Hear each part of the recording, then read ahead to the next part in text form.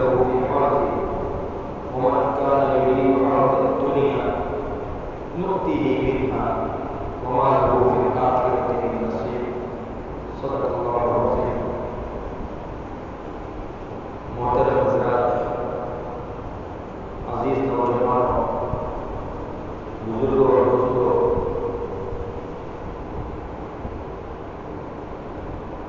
ہم لوگوں کا حال اس دنیا میں یہ ہے کہ ہم دنیا میں آنے کے بعد اس بات کو بھول گئے کہ ہماری زندگی کا، ہماری لائف کا اور ہماری تخلیق کا مقصد کیا ہے،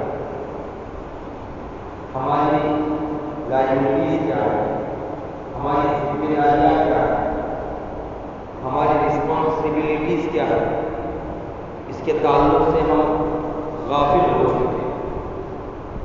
ہم نے دنیا کو اپنا مقصود بنا لیا.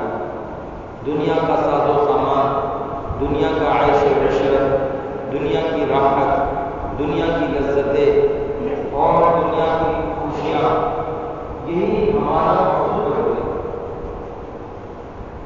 اللہ عز و جل نے اسی کو قرآن کریم میں بیان فرمایا کہ دنیا کے اندر انسانوں کی فطرتوں کے لحاظ سے، فکروں کے حساب سے، تھنکنگ کے حساب سے، تھاٹس کے حساب سے، سوچ کے حساب سے دو قسم کی تقسیم ہوگی.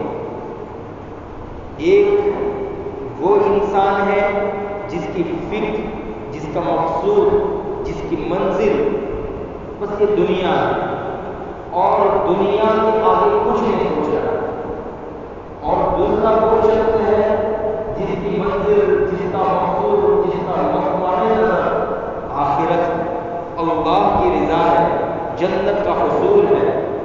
تو اللہ نے اس کو قرآن کریم میں بیان فرمایا، من کان یرید حق الآخرہ، کہ جو شخص چاہتا ہے، من کان یرید ارادہ کرنا، من کان یرید، قرآن کے الفاظ کتنے آسان جو ہمیں سمجھ میں نہیں آتا. من کان یرید، جو شخص چاہتا ہے، ارادہ کرتا ہے، حرث الآخرہ، آخرت کی کھیتی کا، جو شخص آخرت کی کھیتی کو چاہتا ہے، آخرت کی کھیتی کو طلب کرتا ہے. اب کھیتی کا لفظ استعمال ہے. کھیتی، ایک کسان اپنی کھیتی میں کیسے محنت کرتا ہے اور کیسی دھن، لگن، شوق اور جستجو ہوتی ہے. وہ کہیں بارش ہو، برسات ہو، دھوپ ہو، سردی ہو، کچھ نہیں دیکھتا، اسے اپنا کھیت نظر آتا ہے. تو یہ ایک فکر کے ساتھ آخرت کی کوشش موجود ہے. من کان یرید حرث الآخرہ، جو شخص طلب کرتا ہے، ارادہ کرتا ہے حرث الآخرہ، آخرت کی کھیتی کو، تو اللہ نے فرمایا نزد لہ فی حرثہ، تو ہم اضافہ کرتے ہیں، ہم زیادہ عطا کرتے ہیں فی حرثہ، کی کھیتی.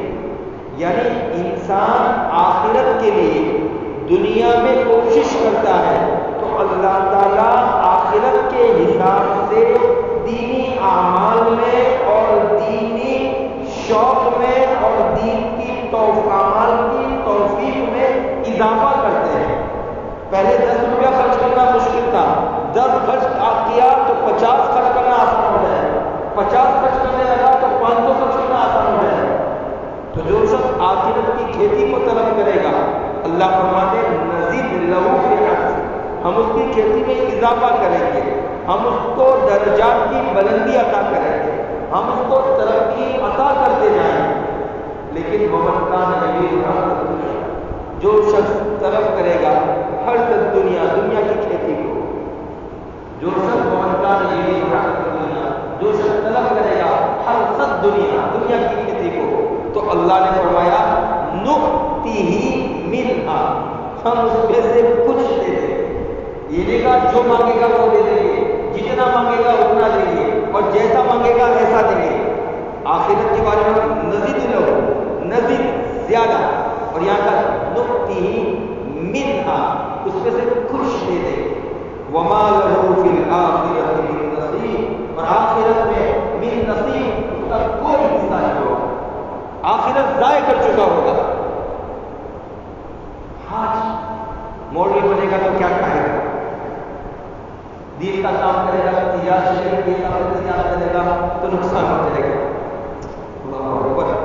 یہی جو اللہ عالم نبی رحمۃ اللہ علیہ فرمایا کرتے تھے کہ جو چیز، جو لذت اور جو مزہ کھونے میں ہے وہ پانے میں ہے، جو لذت اور جو مزہ کھونے میں ہے وہ پانے میں ہے۔ یہ احساس اس وقت نصیب ہوگا جب ہماری نظروں میں جنت کی نعمتیں ہوگی تو دنیا کا نقصان برداشت کرنا آسان ہوگا۔ ارادے بدلیے، تمنائیں بدلیے، خواہشیں بدل دیجیے، شوق بدل دیجیے۔ اللہ کے حبیب صلی اللہ علیہ وسلم نے یہ فرمایا من لا یؤمن احدکم، تم میں سے کوئی شخص اس وقت تک مومن نہیں ہو سکتا ہے حتی یکون ہواہ تبعا لما جئت بہ، یہاں تک کہ اس کی خواہشات، اس کی تمنائیں، اس کی آرزوئیں، اس کی سوچ، اس کی فکر، اس کا سوچ اور اس کی خواہشیں اس دین کے تابع نہ ہو جائے جس کو لے کر میں آیا۔ دین کے لیے محنت اور کوشش نہیں، دین ہماری خواہش بن جائے، دین ہماری آرزو بن جائے، دین ہماری امید بن جائے، دین ہمارا شوق بن جائے، دین ہماری طلب بن جائے، دین ہماری محبت بن جائے، یہ مقصود ہے۔ لا یؤمن احدکم، تم میں سے کوئی شخص اس وقت تک ایمان کے کمال کو نہیں پا سکتا ہے، ایمان کی مٹھاس کو نہیں محسوس کر سکتا ہے، ایمان کی چاشنی اور حلاوت کو محسوس نہیں کر سکتا ہے حتی یکون ہواہ، یہاں تک کہ اس کی خواہش، اس کی تمنا اس دین کے تابع نہ ہو جائے جس کو لے کر میں آیا ہوں۔ یہ ہے اصل۔ دوسری جگہ پر اللہ عز و جل نے فرمایا من کان یرید العاجلۃ، عاجلہ مانے جلدی ملنے والی چیز۔ کیا ہے عاجلہ؟ جلدی ملنے والی چیز۔ قرآن کریم نے دنیا کو، دنیا کے فائدوں کو، دنیا کی نعمتوں کو، دنیا کی لذتوں کو اور دنیا کی تمام چیزوں کو العاجلہ فرمایا، جلدی ملنے والی چیز۔ من کان یرید العاجلہ، جو جلدی ملنے والے فائدے کے پیچھے پڑتا ہے۔ کیا قرآن کا انداز ہے! یہ نہیں کہا دنیا کے ایک جگہ تو دنیا کا سب کہہ دیا، ہر سب دنیا، لیکن یہاں پر عاجلہ کہا۔ تجارت کرنے بیٹھے ہیں، عاجلہ چاہیے، عاجلہ نہیں چاہیے، عاجلہ جلدی، عاجلہ بعد میں ملنے والی، بعد میں ملنے والی چیز، آخرت آخر میں ملنے والی چیز، دنیا قریب میں آنے والی چیز، دنیا قریبی چیز کو کہتے ہیں، آخرت بعد میں آنے والی چیز کو کہتے ہیں، عاجلہ جلدی ملنے والی چیز کو، عاجلہ حمزہ بعد والی چیز کو۔ تو من کان یرید العاجلہ، جو عاجلہ کے پیچھے پڑتا ہے، جلدی ملنے والی چیز کی سوچ اور ارادے میں رہتا ہے، اللہ نے فرمایا عجلنا لہ فیہا ما نشاء، تو ہم جلدی دے دیتے ہیں، ہم جلدی دے دیتے ہیں اس کو فیہا دنیا ہی میں ما نشاء، جتنا ہم چاہتے ہیں، ما نشاء ہم جتنا چاہتے ہیں اتنا دیتے ہیں۔ من کان یرید العاجلہ، جو دنیا کے پیچھے پڑتا ہے، عاجلہ کے پیچھے پڑتا ہے، عجلنا لہ فیہا ما نشاء لمن نرید، اور سب کو نہیں، ان میں سے بھی ان کو جس کے بارے میں ہم ارادہ کرتے ہیں۔ کتنے لوگ صبح سے لے کر شام تک محنتیں کرتے ہیں، کچھ نہیں ملتا ہے، تو اتنا ہی دیتے ہیں جتنا ہم چاہتے ہیں، اور اسی کو دیتے ہیں لمن نرید، جس کے بارے میں ہم ارادہ کرتے ہیں۔ من کان یرید العاجلہ عجلنا لہ فیہا ما نشاء لمن نرید ثم جعلنا لہ جہنم، پھر ہم نے اس کے لیے جہنم رکھا ہے، یصلاھا مذموما مدحورا، اس میں ذلیل، رسوا اور خار ہو کر تبتا پھرے گا۔ ومن کان یرید العاجلۃ ومن کان یرید الآخرۃ، اور دوسرا وہ ہے جو آخرت کا ارادہ کرتا ہے، آخرت کا طالب بنتا ہے، آخرت کے لیے وہ آخرت کو اپنا مطمع نظر بناتا ہے، اس کو مقصود منزل بناتا ہے، وسعی لہا سعیہا، اور اس کے لیے کوشش کرتا ہے، اس کے لیے جدوجہد کرتا ہے، اس کے لیے محنت کرتا ہے، اس کے لیے ہارڈ ورکنگ کرتا ہے، وسعی لہا سعیہا وہو مؤمن، اور اس حال میں وہ ایمان والا، ایمان کے بغیر کوئی عمل فائدہ نہیں کرتا ہے، وہو مؤمن فَأُولَٰئِكَ كَانَ سَعْيُهُم مَّشْكُورًا، تو یہ وہ لوگ ہیں جن کی کوششیں، جن کی محنتیں اللہ کے یہاں قابل مبارکباد، یہ اپریشیٹ کی جائے گی اللہ کے نزدیک، یہ اللہ کے نزدیک ایکسیپٹ کی جائے گی، یہ اللہ کی نظروں میں مقام حاصل کرنے کی کوشش۔ اللہ تعالیٰ ہمیں دنیا کے طالب بننے سے محفوظ فرمائے اور آخرت کا طالب بنائے۔ ہم یہ سوچیں کہ ہماری دنیا بھی سلامت رہے اور ہم دیندار بھی بنے رہے، کلا وحاشا، یہ خیالت تو محالت کو چھوڑو کہ دین دنیا کے نقصان کے بغیر دین پر کمال کا تصور ہی غلط ہے۔ کیا کہہ رہا ہوں؟ دنیا کے نقصان کے بغیر دین میں کمال کا تصور ہی غلط ہے۔ کیا 2 وقت 4 5 وقت کی نماز پڑھنے سے مسلمان بن جائے گا؟ ابھی کچھ دن پہلے ایک وکیل کے ساتھ ملاقات ہوئی، کوئی ایک مسئلہ تھا، ہم نے دین کے مطابق فیصلہ کیا۔ وہ صاحب کہنے لگے کہ بھائی مولانا آپ نہیں جانتے آج کے حالات کیا ہے، آج کے لوگوں کی فطرت کیا ہے، اس لیے آپ کا یہ سوچنا ذرا ٹھیک نہیں۔ آج ہر آدمی یہ سوچ رہا ہے میں بہت ہوشیار ہوں اور یہ مولوی بدھو ہے۔ مولوی نے کیا دیکھا؟ بیچارے مدرسہ دیکھا اور کیا دیکھا؟ یہی سوچ رہا۔ میں نے کہا بھائی تم اپنے دماغ کا علاج کرو، چاہے یہ زمانہ ہو، چاہے رسول السلام کا زمانہ ہو، چاہے قیامت تک کے آنے والے کسی بھی انسان کا زمانہ ہو، تمام انسانوں کی فطرت کا خالق اللہ ہے۔ صحیح ہے کہ غلط ہے؟ بھائی تمام کی سائیکلوجی فطرت یہ کس نے بنائی؟ میں نے بنائی، آپ نے بنائی کہ کمپنی بدل رہی ہے؟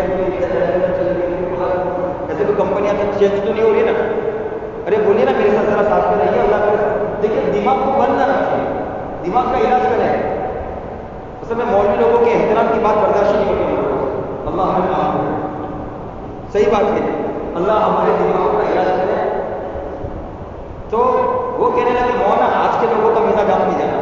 میں نے کہا بھائی صاحب چاہے دنیا کے اس زمانے کے لوگوں کی مزاج ہو کہ کسی بھی زمانے کے مزاج کا انسان، اللہ تبارک و تعالیٰ تمام کے طباع اور مزاجوں کا خالق ہے۔ اللہ نے قوم ہود کا تذکرہ شروع کیا، قوم صالح کا تذکرہ شروع کیا، قوم شعیب کا تذکرہ شروع کیا، اس لیے کہ ہم جب بھی کسی قوم کو دیکھتے ہیں، جماعت کو دیکھتے ہیں، ان کی ہسٹری، تاریخ اور ڈیٹیلس کو پڑھتے ہیں یا کسی فرد سے ملاقات کرتے ہیں اور ان کی طبیعتوں سے ہمیں واقفیت ہوتی ہے، ان کی سائیکولوجی کو ہم ریویو کرتے ہیں، تو ہمیں معلوم ہوتا ہے کہ یا تو اس کی سائیکولوجی قوم عاد سے ملتی ہے، قوم سمود سے ملتی ہے، قوم صالح سے ملتی ہے، کہیں نہ کہیں سے ملتی ہے۔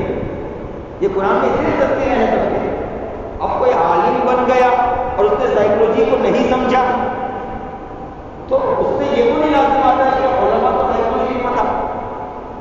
آپ کے ماہر سے ماہر ڈیپیسٹ سائیکولوجی کا ڈیپیسٹ نالج رکھنے والے سائیکولوجی کو لے کر آئے، انشاءاللہ ہم قرآن و حدیث سے ان کی تمام ڈاؤٹ کو ہم کلیئر کر لیں گے۔ کس نے کہا کہ علماء کو سائیکولوجی کو پتہ؟ سائیکولوجی کس کو کہتے ہیں؟ کس کا مزاج کیسا ہو، کس کی فطرت کیسی ہو، کس کے سوچنے کا انداز کیسا ہو۔ آج میں آپ کے سامنے ایک جملہ کہہ کے جاتا ہوں، میرے جملے کی حفاظت کیجیے گا۔ اللہ صحیح شفا فرمائے کہ ہم لوگ جس کو حکمت سمجھتے ہیں، ہم لوگ جس کو دانش مندی سمجھتے ہیں، ہم لوگ جس کو نالج سمجھتے ہیں، ہم لوگ جس کو اپنی ہوشیاری سمجھتے ہیں، اللہ کی قسم وہ شیطان کے وسوسے ہیں، وسوسے ہیں، وسوسے۔ ابھی 3 دن پہلے اہل حدیث بھائی سے ملاقات ہوئی تو میں نے ان سے یہی کہا کہ قرآن و حدیث کا صحیح معنی اور صحیح مفہوم بھی ہے۔ یہ سب جملے سمجھنے کی کوشش کی۔ قرآن و حدیث کا صحیح معنی اور صحیح مفہومی دین اور شریعت ہے، لیکن قرآن و حدیث سے سمجھنے آنے والا ہر مطلب، ہر معنی، ہر مفہوم، ہر میننگ دین نہیں ہوتا ہے، وسوسہ بھی ہوتا ہے۔ آیا سمجھ میں؟ قرآن و حدیث سے سمجھنے آنے والا ہر معنی، ہر مطلب دین نہیں ہوتا ہے، جہالت ہوتی ہے، وسوسے ہوتے ہیں۔ قرآن و حدیث کا صحیح معنی، صحیح مفہوم دین ہوتا ہے۔ علماء کی ضرورت تبھی تو رہ جاتی ہے۔ ہم قرآن کہ اہدنا الصراط المستقیم، اے اللہ ہمیں صراط المستقیم عطا فرمائے۔ بات یہ ختم ہو گئی۔ صراط المستقیم ہے کیا؟ صراط الذین انعمت علیہم، ان لوگوں کا راستہ جن پر اللہ نے انعام کیا۔ نہیں ہم تو ملا مولوی کو نہیں مانتے، ہم علماء کو نہیں مانتے، ہم تو دائرۃ قرآن و حدیث پر عمل کر رہے ہیں، کہتے ہیں نا لوگ۔ دیکھو میں علاج آ رہا ہے نا، صراط المستقیم کیا ہے؟ الذین انعمت علیہم کا راستہ۔ تم نے دماغ سے سوچا قرآن و حدیث کا معنی مفہوم، وہ صراط مستقیم اللہ کی قسم نہیں۔ صراط مستقیم وہ ہے صراط الذین انعمت علیہم، اللہ کے کاملین مقبولین بندے جس راستے پر چلتے ہیں وہ دیکھنا پڑے گا. آیا سمجھ میں؟ ڈائریکشن. یا ایھا الذین آمنوا اتقوا اللہ، اے ایمان والو اللہ سے ڈرو، تقوی اختیار کرو. اور تقوی کیسے آئے گا؟ وکونوا مع الصادقین، سچوں کے ساتھ رہو، صادقین کی صحبت میں رہو.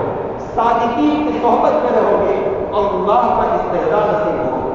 تو بات کہاں سے کہاں چلی گئی؟ تو میں یہ کہہ رہا تھا کہ ہم بہت سی چیزوں کو عقل مندی سمجھتے ہیں اور وہ ہوتی کیا؟ جہالت. مثلا میں بہت ساری مثالیں دے سکتا ہوں. خیر علماء کی بات ہے تو آپ ایک بات کہنے کو جاؤں کہ ہم لوگ یہ جملہ بولتے ہیں کہ ہم ملا مولوی کے چکر میں نہیں پڑتے. بولتے ہیں ہم تو ڈائریکٹ قرآن حدیث پڑھیں. بولتے ہیں کہ نہیں بولتے ہیں؟ ارے بولیے. آپ نہیں بولتے ہیں، دوسرے تو بولتے ہیں نا. ہمارے حضرت تو ماشاء اللہ نیک لوگ نہیں بولتے ہیں، لیکن دوسرے لوگ تو بولتے ہیں نا کہ ہم ملا مولوی کے چکر میں نہیں پڑتے. ہم تو ڈائریکٹ قرآن و حدیث ہے. اللہ کے حبیب صلی اللہ علیہ وسلم کی حدیث پر آئیے. اللہ کے نبی صلی اللہ علیہ وسلم نے فرمایا ان اللہ یقبض هذا العلم بقبض العلماء، کہ اللہ تعالیٰ اس علم کو اٹھا لے گا. بھائی قیامت سے پہلے اللہ علم کو اٹھا لے گا، یہ قیامت کی نشانی میں سے ہے. اور اللہ کیسے اٹھا لے گا؟ یہ بخاری میں مسلم سب کچھ رہے گا، قرآن بھی رہے گا. اللہ تعالیٰ علماء کو اٹھا لے گا. پھر اللہ کے نبی نے اسی بخاری کی حدیث میں پھر دنیا میں جاہل لوگ رہ جائیں گے، ناواقف لوگ رہ جائیں گے، اور پھر وہ اپنے دماغ سے فتوے دیں گے، خود بھی گمراہ ہوں گے، دوسروں کو بھی گمراہ ہوں گے. تو قرآن و حدیث سے سمجھ میں آنے والا ہر معنی ہر مفہوم نہیں ہوتا ہے. یہ سمجھنا ہوگا آپ کو. تو ہم جس کو عقل مندی سمجھ رہے ہیں، ہم جس کو ہوشیاری سمجھ رہے ہیں، ہم جس کو بہت اچھی چیز سمجھ رہے ہیں، ہو سکتا ہے وہ شیطان کا دھوکہ ہو سکتا ہے نہیں بلکہ وہ یقینی طور پر شیطان کے دھوکے ہوتے ہیں. تو خیر میں یہ عرض کر رہا تھا کہ قرآن من اعرض عن ذکری، جو میرے ذکر سے اعراض کرتا ہے، فإن له معیشۃ ضنکا، ہم اس کو گھٹن والی زندگی دیتے ہیں. ٹینشن، ڈپریسڈ لائف، ٹینشن والی زندگی، خوف والی زندگی، دہشت والی زندگی، قدموں کے نیچے سونا چاندی کے ڈھیر پڑے ہوئے ہیں، اور ریشم اور حریر اور کیا کہتے ہیں نرم بچھوڑوں پہ سوئے ہوئے ہیں، اور اے سی کی کنکیف اور ٹھنڈی فضاؤں اور ہواؤں میں.